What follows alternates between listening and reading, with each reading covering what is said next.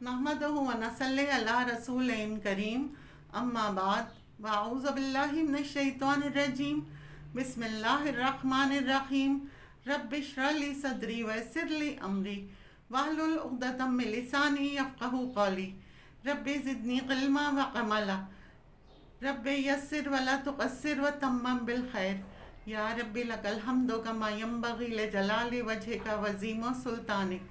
हम पढ़ रही हैं सूरह अल बकरा का तर्जुमा और उसकी तफसीर। आज जो आयतें पढ़ेंगे 231 और 232, उसका तर्जुमा और उसकी तफसीर पढ़ेंगे।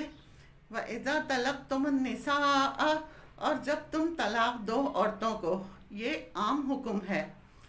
फ़बलग़ना अजलहुन्ना, फिर वह पहुँच जाएं अपनी मुद्दत को। अजल मौत को कहते हैं। इससे यहाँ क्या मुराद है? तीसरे हैज़ को पहुँच जाएं। फ़अम्सिकूहुन्ना, तो रोक लो उनको, बेमारूफ़िन, भले तरीक़े से, या फिर मारूफ तरीक़े से रुख़सत कर दो।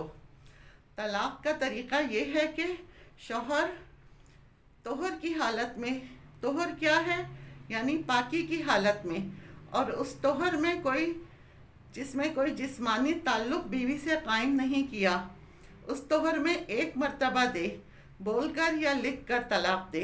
इसके बाद वो इससे अलग हो जाए। औरत अभी अपने शौहर के घर में ही रहेगी। बाज़ औक़ात ऐसा गुस्से में हो जाता है, लेकिन जिस तारीख़ को उसने तलाक दी उस दिन से उसकी इद्दत शुरू हो गई। इद्दत कितनी है? 3 मर्तबा हैज़ आना। इन 3 हैज़ तक औरत अपने शौहर के घर ही में रहेगी। अब शौहर ने रुजू नहीं किया तो औरत वहाँ से निकलकर अपने वालिदैन के घर या जहाँ भी उसे जाना है वो चली जाएगी। इसी मरहले को कहा गया है और सर्रिहुन्ना बेमारूफिन। जिस वक्त वो जा रही हो तो कुछ दे दिलाकर भले तरीक़े से उसके घर तक पहुँचा दो, मारूफ तरीक़े से छोड़ो। अब वो अपनी माँ बाप के घर है, उसके प्रपोज़ल आ रही हैं, उसमें पहले शौहर का भी आता है। अब औरत को चॉइस दी है कि वो जिसका चाहे कबूल कर ले। एक और सूरत यह है कि शौहर ने तलाक दी और उसके घर ही में इद्दत गुजर रही है।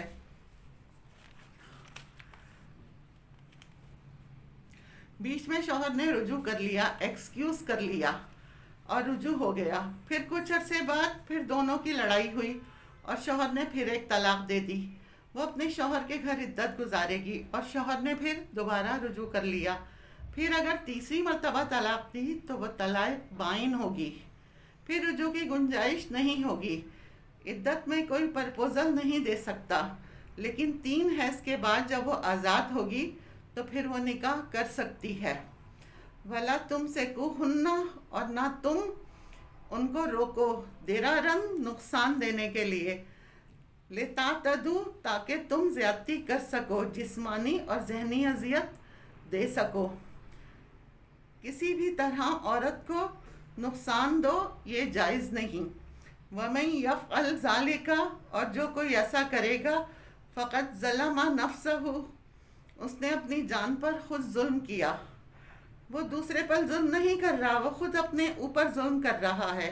हदीस में आता है जो किसी को तकलीफ़ देता है उसे अल्लाह तकलीफ़ पहुंचाता है।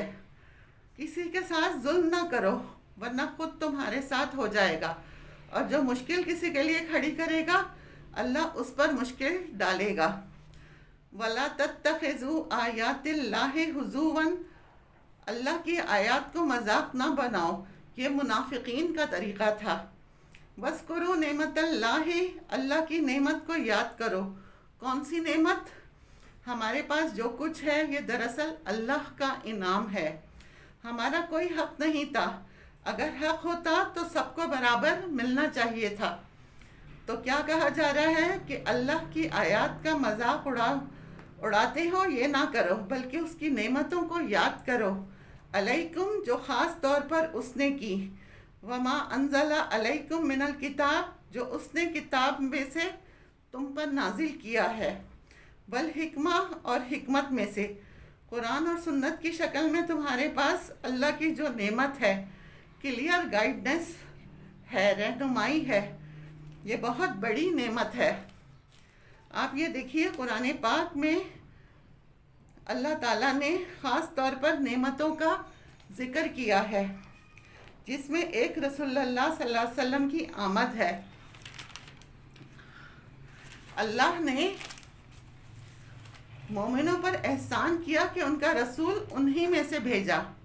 اسی طرح دین اسلام کو کہا گیا ہے نعمت، اور یہاں قرآن کو نعمت کہا گیا ہے۔ کیا ہم نے واقعی قرآن کو نعمت سمجھا ہے؟ اگر سمجھا ہوتا تو اس کے علم سے ہم محروم نہ ہوتے۔ ہم اچھی جاب کو نعمت سمجھتے ہیں، اپنی اولاد کو نعمت سمجھتے ہیں، اچھے گھر کو نعمت سمجھتے ہیں، کھانے پینے کی وافر مقدار کو نعمت سمجھتے ہیں۔ اس لیے ہمارا سارا وقت ان کے پیچھے بھاگ دوڑ کرنے میں گزر جاتا ہے۔ لیکن قرآن اللہ اور رسول کی بات اسے نعمت سمجھتے تو اس سے محروم نہ رہتے، کوئی اس سے دور نہ جائے، ہر قیمت پر اسے حاصل کرے۔ یہاں پر طلاق کی بات کے ساتھ قرآن اور سنت کی نعمت کا ذکر کیوں کیا گیا؟ کیونکہ گھروں میں سکون اس سے ہی آتا ہے۔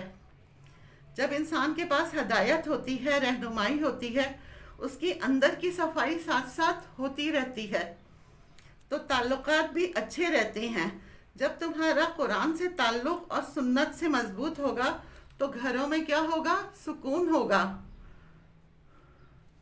تم ایک دوسرے کے حقوق کی رعایت کرو گے۔ یعظکم بہ، وہ تمہیں اسی کے ذریعے سے نصیحت کر رہا ہے۔ کس کے ذریعے؟ اس نعمت کے ذریعے۔ واتقوا اللہ، اور اللہ سے ڈرو۔ وَاعْلَمُوا، اور جان لو، ان اللہ بکل شیء علیم، کہ اللہ کو ہر چیز کا پتہ ہے، وہ سب کچھ جانتا ہے۔ بعض لوگ مذاق میں بھی طلاق دے دیتے ہیں۔